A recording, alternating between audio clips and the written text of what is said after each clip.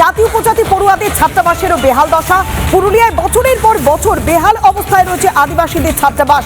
প্রাণীর ঝুঁকি নিয়ে সেখানে বসবাস করছে পড়ুয়ারা। ভাঙা ছাত্রাবাসের ছাদ, দেয়ালে বড় বড় ফাটল। অন্যদিকে বন্ধ হয়ে পড়েছে একাধিক ছাত্রাবাস। যে ছাত্রাবাসগুলো খোলা রয়েছে তারও ভগ্নপ্রায় দশা। বারবার অভিযোগ অনুরোধ করেও হয়নি কোনো সুরাহা। দেখুন একেবারে গ্রাউন্ড জিরো থেকে সেই ছবি তুলে ধরেছে আমাদের প্রতিনিধি অরবিন্দ।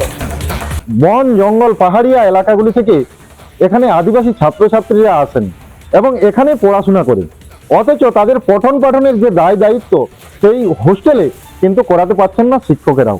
এ রাজ্যের সরকার বারবার আদিবাসীদের উন্নয়নের কথা বলে প্রশাসনকে অবগত করেছেন বিষয়টি, কিন্তু সেই বিষয় অবগত থাকার পরেও কেন এই হোস্টেল বিল্ডিংগুলি সংস্কার হচ্ছে না বা কেনই বা পরিকাঠামো তৈরি করা হচ্ছে না ছাত্রছাত্রীদের জন্য, তা নিয়ে একাধিক প্রশ্ন উঠছে কিন্তু পুরুলিয়া থেকে। এমনকি পশ্চিমাঞ্চল উন্নয়ন সরকারের মন্ত্রী ম্যাডামকেও বলেছি, দেখুন জাতীয় সড়কের উপরে আমাদের স্কুল হোস্টেল অবস্থিত, যে কোনো মুহূর্তে পাবলিক আমাদের রাস্তা ব্লকেট করতে পারে, অবরোধে নামতে পারে।